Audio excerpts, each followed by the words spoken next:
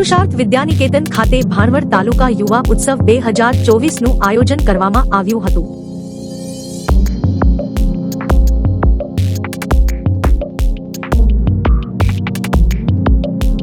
જેમાં અલગ અલગ સ્પર્ધાઓમાં વિદ્યાર્થીઓએ ભાગ લઈ પોતાનામાં રહેલી કલા પ્રદર્શિત કરી હતી।